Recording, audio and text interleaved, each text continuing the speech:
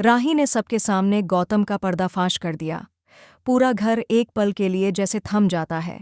किसी को भी यकीन नहीं होता कि जिस गौतम को सब बदल चुका मान रहे थे, वही फिर से इस हद तक नीचे गिर सकता है।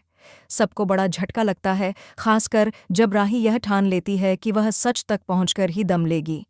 वह पता लगाने में जुट जाती है कि आखिर अंश के प्रोडक्ट्स के साथ छेड़छाड़ किसने और क्यों की थी।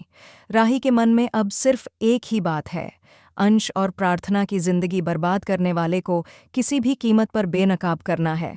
इसी वजह से वह हर जगह जाकर जांच पड़ताल करती है, रात दिन मेहनत करके सच तक पहुंचने की कोशिश करती रहती है। इस दौरान वह प्रार्थना से भी कहती है कि वह उस पर भरोसा करे।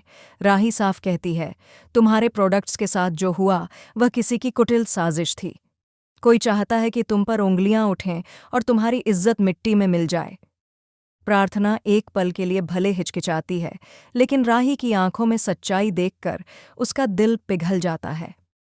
फिर एक दिन आखिरकार राही उस इंसान तक पहुंच जाती है जिसने नकली प्रोडक्ट्स बनाए थे।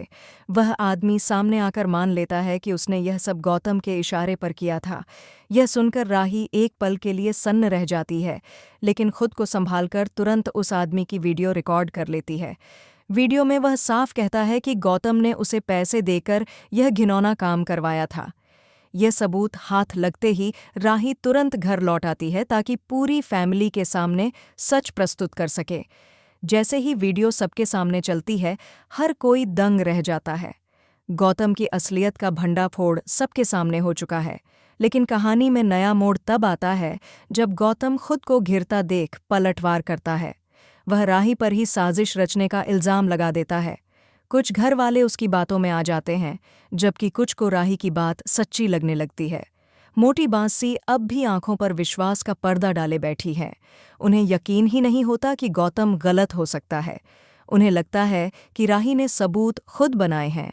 इस वजह से पराग, कोठारी और बाकी परिवार वाले गहरे कन्फ्यूजन में पड़ जाते हैं। लेकिन प्रार्थना अब पूरी तरह राही का साथ देती है। वह साफ कहती है, गौतम का मकसद सिर्फ मुझे बर्बाद करना है, लेकिन मैं ऐसा नहीं होने दूंगी। मैं अपने बच्चे और अंश की रक्षा करूंगी और बच्चे के आने के बाद अंश के पास ही जाऊंगी।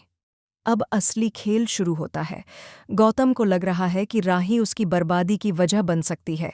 वह अपने सच को छिपाने के लिए राही के खिलाफ सबसे खतरनाक चाल चलने वाला है। वह ठान चुका है कि अगर राही घर में रही तो उसका हर राज खुल जाएगा। इसीलिए वह एक भयानक साजिश रचता है, ऐसी साजिश जो राही की जिंदगी एक पल में बदल सकती है। राही को धीरे धीरे एहसास होने लगता है कि इस बार उसकी जंग आसान नहीं है। अनुपमा, जो हमेशा उसकी चट्टान बनकर खड़ी रहती थी, अब उसके साथ नहीं है। सवाल यह है, क्या राही अकेली गौतम का सामना कर पाएगी?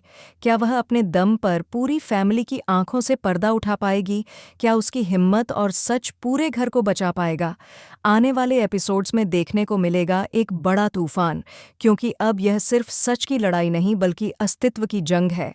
आपको क्या लगता है?